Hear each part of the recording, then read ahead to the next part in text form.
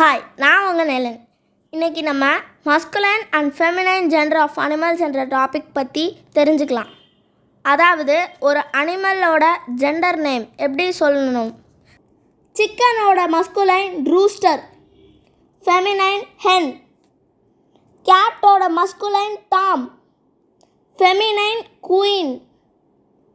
பிக்கோட masculine boar, feminine sow. கவ்வோட masculine bull, feminine கவ்.